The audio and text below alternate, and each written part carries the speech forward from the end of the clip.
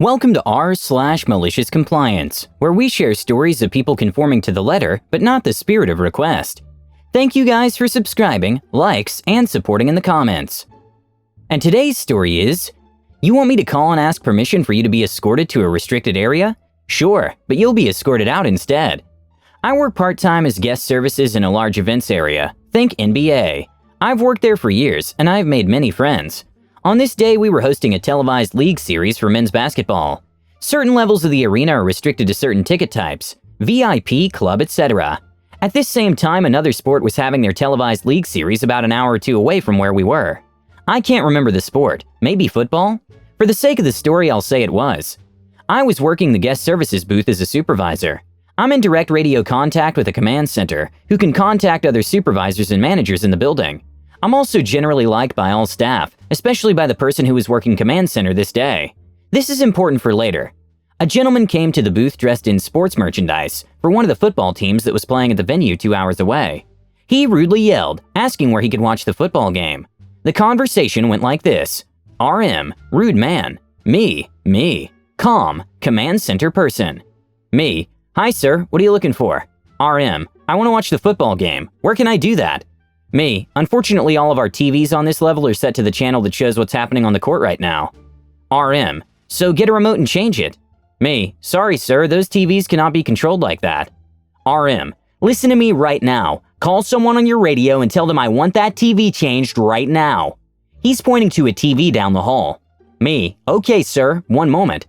I then call to the command center and ask about changing the TV. The command center says no, that's against building policy. I explain this to the gentleman.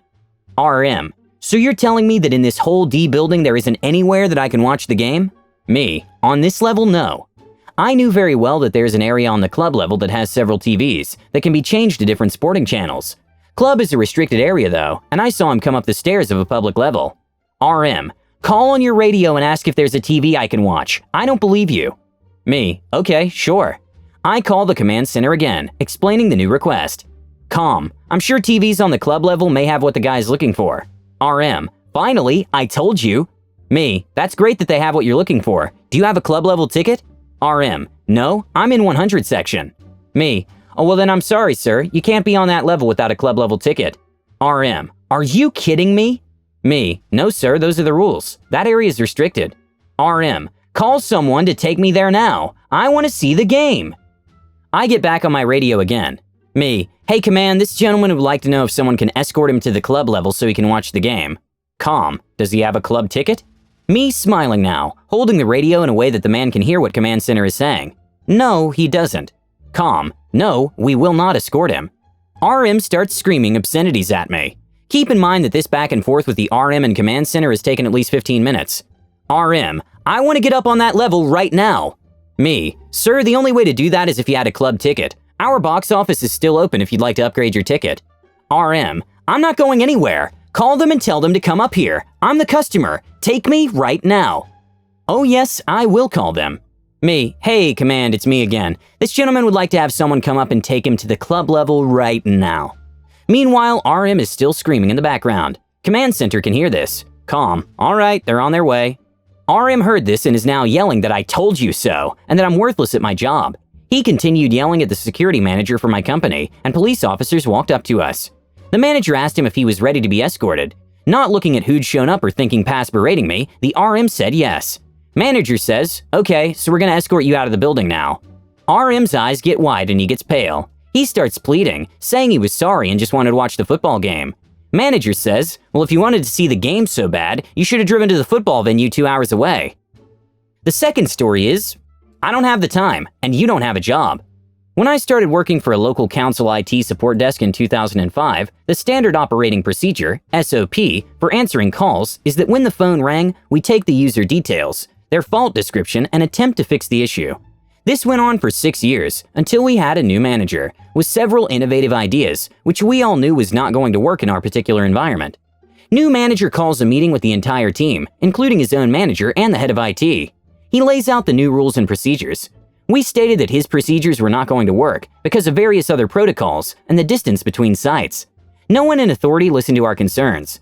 2 main policies were that we divided into 3 shifts. morning shift 7 to 15, day shift 9 to 17, and late shift 14 to 22. And that only the day shift is supposed to spend time fixing the more complex issues. Morning shift and late shift are simply call takers.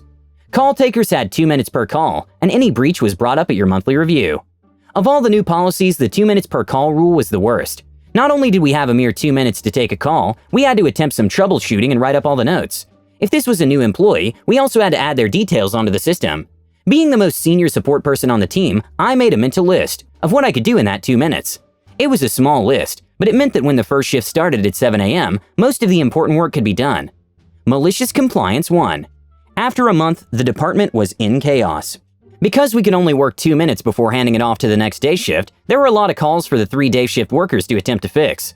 The outstanding queue went from 100 calls to nearly 2,000 in that month. I maximized my time on every call. If I couldn't fix the call, I ensured that every call would take just under the 2-minute mark, then dumped them in the day shift call queue. Dropped calls, people who called and hung up, increased drastically, and one of the team went on long-term sick due to stress. Eventually, the boss decided to come in early and see what the problem was. He sees me and another tech taking calls and stands over us while we work through the calls. We both take less than 2 minutes per call and follow his rules to the letter. He has no reason to complain, but sees that the calls are dropping. With 2 people taking calls, 2 minutes per call, and a peak of 30 calls around the 8:30 a.m. time means that lots of these calls drop then call back later. Later in the shift, I see him checking call stats and see his face get red. He knows that his policy is not working. Malicious Compliance 2. The following day, boss calls us all into the meeting room and states that we must work harder or smarter. He tells us that we need to use the on-site support team to handle the log calls instead of the day shift. We still had the 2-minute rule and the same staffing levels. I mentioned a couple of times that VIPs couldn't wait and that we need 4 people taking calls from 8 a.m. I was told that the rules still stood. The day after, and we find out that on-site support have no free slots for over a week, which is 3 times shorter than the day shift's waiting times. Boss is in, and instead of logging onto the phone, he's simply floating around. As 8:30 rolls around, I answer yet another call. This is a VIP, the chief executive. He's in a meeting room, 70 miles away, attempting to turn on his laptop, but he can't get past the encryption software. It's an easy fix, but takes 10 minutes over the phone. I can't do it because of the 2-minute rule. I'm torn between dropping the calls or annoying the chief executive. Boss sees me hesitate and asks what's going on. Laptop encryption, he's in distant town. The boss shuts me down. Handed off to desktop. I told him that they wouldn't be able to get out for over a week and that the day shift could fix it, but this is stopping him from working. Day shift is too busy. I don't care who it is, hand the call off, he told me, before walking off. I took the details and told the chief executive that I'd have to hand the call off.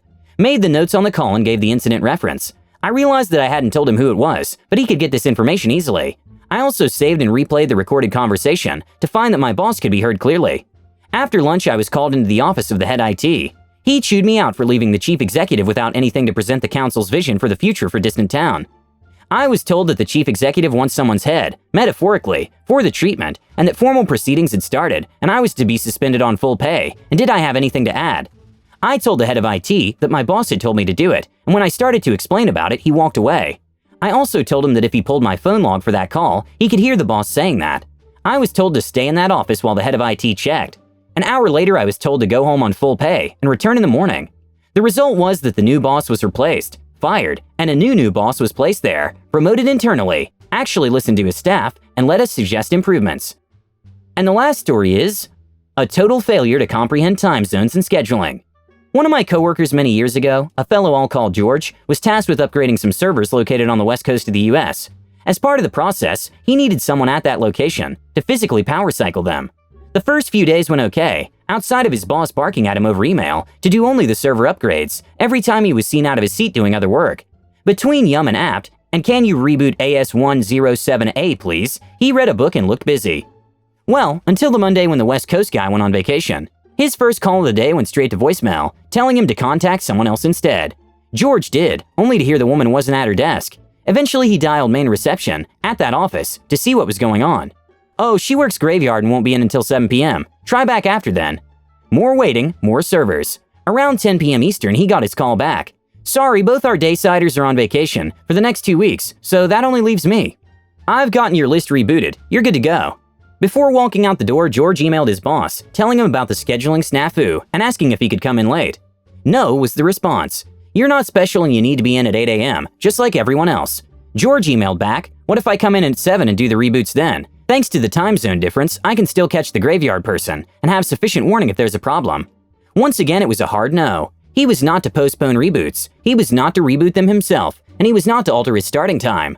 The email went on to criticize his work ethic, telling him that if he was worried about the small amount of extra work involved, maybe he should find a different job. Okay, George was pretty sure his boss had just glossed over every PST or EST in his emails, as well as the references to time zones. But hey, following orders meant at least 5 hours a day and authorized overtime to sit and read a book. So score. And then Friday came. George knew that his West Coast contact didn't work Friday, and that no one would be in the office at all to do a reboot. So he got started on a different project, letting the boss know he was blocked until Monday and requesting some details on the other project. "Why are you asking about other project? The server upgrades are top priority, so stop trying to BS me with this blocking nonsense and effing get them done, you jack A. I don't want to hear about this again." The email closed with a thinly veiled threat to fire George for any backtalk and a D-ish reminder that insubordination wouldn't earn him unemployment. So George followed orders. Along with reading his book, he spent a few minutes to fill out a backdated transfer application to my department. Maybe his boss will be happy to let him go after what he's about to pull. When 10:30 p.m. rolled around, he looked up the org chart. The boss didn't want to hear about it, but he had a problem and had to speak to someone. After a few unanswered calls, as he went more or less straight up, George finally spoke to a confused vice president, who asked for the relevant emails and told him to go home. The next morning, George had a shiny new email, sent by his boss around 1 a.m., and conspicuously CC'd to the vice president, apologizing for his total failure to comprehend the time zones and schedules of those involved, and the completely inappropriate tone and language in earlier emails. It was followed by another from the VP, assuring George that he had done nothing wrong, and that any concerns of any kind should be reported to him as soon as possible. He replied to the VP, "Well, sir, I applied for the open position in another department several days ago, and I'm afraid that given this incident and his past behavior, boss will block my transfer. This just might be what makes him lose it, or discipline me in a way that makes me ineligible." Guess who got the desk next to mine 2 days later, without so much as an interview? George. I wasn't even told I had a new guy until he was unboxing his desk and introducing himself. Don't forget to subscribe and turn on notifications if you enjoyed the video. Have a good day!